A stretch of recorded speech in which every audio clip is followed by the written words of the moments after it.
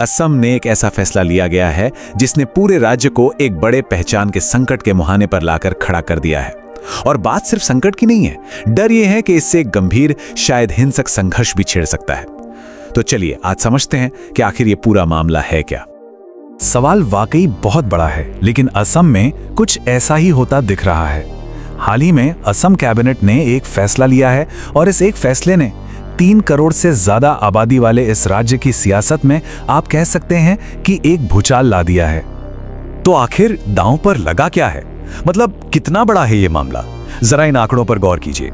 आज की तारीख में असम की करीब 12.5% आबादी अनुसूचित जनजाति यानी एसटी कैटेगरी में आती है। लेकिन अगर इन 6 नए समुदायों को एसटी का दर्जा मिल गया तो ये आंकड़ा सीधा उछलकर लगभग 50% हो जाएगा। सोचकर देखिए, रातों रात राज्य का पूरा डेमोग्राफिक, पॉलिटिकल और सोशल ताना बाना ही बदल जाएगा। तो चलिए सबसे पहले यही समझते हैं कि आखिर ये 6 समुदाय हैं कौन और इनकी ये मांग इतनी पुरानी क्यों है, दशकों से क्यों चली आ रही है। ये हैं वो 6 समुदाय: ताई अहोम, कोच राजवंशी, मोरान, मटक, चुपिया और चाय जनजाति, जिन्हें अक्सर आदिवासी भी कहा जाता है। एक बात यहां साफ कर लेना जरूरी है कि ये कोई एक मोनोलिथिक यानी एक जैसा ग्रुप नहीं है।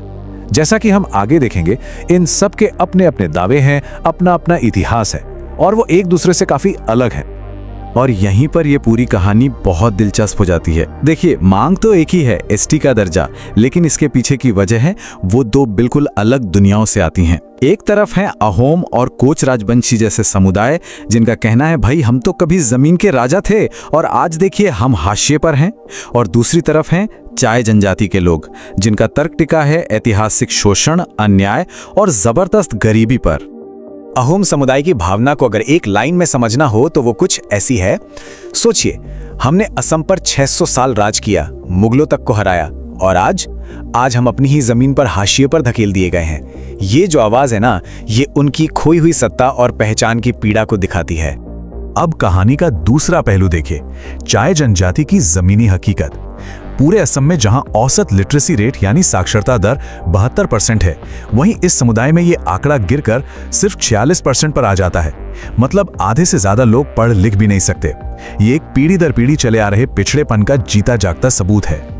और मामला सिर्फ शिक्षा का नहीं है, ये जिंदा रहने की लड़ाई भी है। चाय जनजाति की महिलाओं में जो मैटरनल मोर्टेलिटी रेशियो है, यानी बच्चे को जन्म देते समय माताओं की मृत्यु का आंकड़ा, वो है 328। ये राष्ट्रीय औसत से दोगुने से भी कहीं ज्यादा है।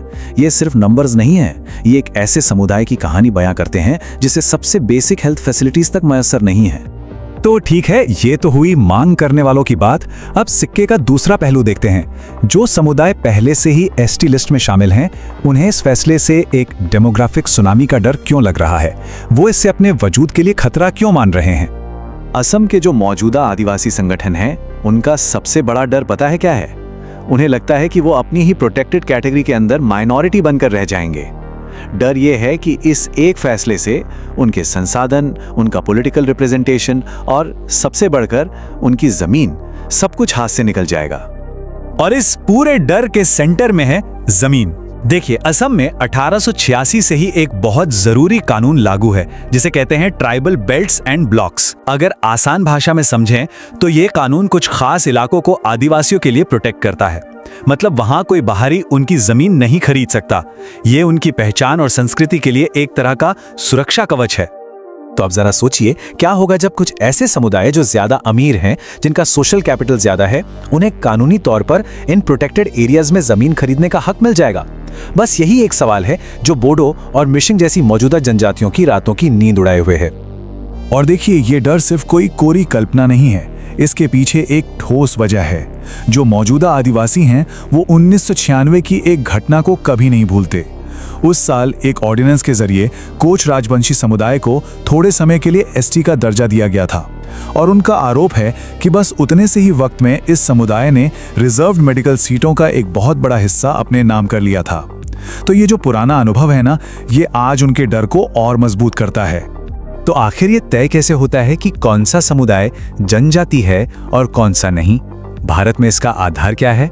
चलिए अब उन सख्त और दशकों पुराने पैमानों को समझते हैं जो इस पूरी बहस की जड़ में हैं।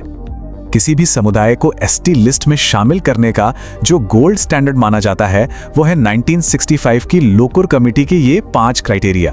और यही आकर इन 6 समुदायों के लिए मामला फंस जाता है। जरा इस टेबल को देखिए। जो पहले शासक रह चुके हैं जैसे अहोम, वो आदिम लक्षण या भौगोलिक अलगाव जैसे पैमानों पर कैसे खरे उतरेंगे? भाई उनके तो अपने विकसित राज्य थे। वहीं दूसरी तरफ चाय जनजाति पिछड़ेपन वाले क्राइटेरिया पर तो फिट बैठती है, लेकिन शायद बाकी के 4 पर नहीं। और शायद यही वो वजह है कि भारत के रजिस्ट्रार जनरल यानी आरजीआई इस प्रस्ताव को 1-2 बार नहीं बल्कि कम से कम 8 बार खारिज कर चुके हैं। आप आरजीआई को इस पूरे प्रोसेस का एक तरह से एंथ्रोपोलॉजिकल गेटकीपर मान सकते हैं। और उनका तर्क हमेशा से बड़ा सीधा और साफ रहा है कि जो समुदाय कभी शासक थे वो आज आदिवासी की परिभाषा में फिट कैसे हो सकते हैं। तो सवाल फिर वही, अगर इतने सारे कानूनी और तार्किक पेंच हैं तो फिर यह मुद्दा अचानक से अब इतना क्यों गर्मा गया है? दशकों से जो मामला अटका था उसमें अचानक इतनी तेजी क्यों आ गई? जवाब छिपा है सियासत में और 2026 के चुनावी गणित में। जरा इस टाइमलाइन पर एक नजर डालिए। 2014 में वादा किया गया, 2016 में उस वादे को दोहराया गया और अब 2026 में होने वाले असम विधानसभा चुनावों से ठीक पहले कैबिनेट से इसे मंजूरी मिल जाती है। कहते हैं ना, राजनीति में टाइमिंग ही सब कुछ होती है और इस टाइमिंग को सिर्फ एक इत्तेफाक मान लेना थोड़ा मुश्किल लगता है। और इसके पीछे का चुनावी गणित बिल्कुल साफ है। ये 6 समुदाय अगर एक साथ आ जाएं तो राज्य का लगभग 30% वोट बैंक बन जाते हैं। इनका असर 35 से भी ज्यादा विधानसभा सीटों पर हार जीत तय करने का दम रखता है।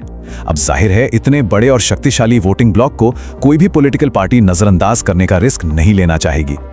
तो सवाल यह है कि क्या इस बढ़ते टकराव को रोकने का, शांति बनाए रखने का कोई रास्ता है?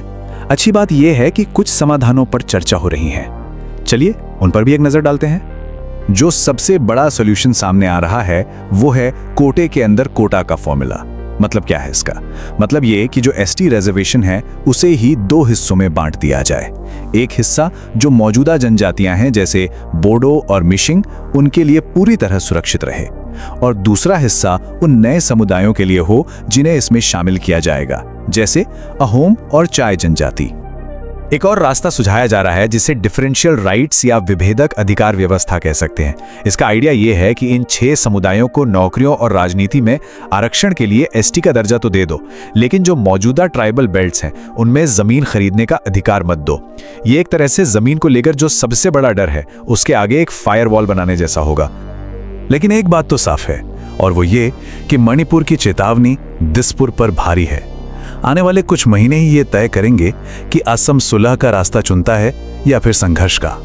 स्थिति वाकई बहुत नाजुक मोड़ पर है। तो आखिर में हम सब के लिए सवाल यही है, क्या असम सरकार का ये कदम सोशल जस्टिस यानी सामाजिक न्याय का एक मास्टर स्ट्रोक साबित होगा, या फिर ये भारत के बेहद संवेदनशील उत्तर पूर्व में एक नई और खतरनाक आग की चिंगारी बन जाएगा?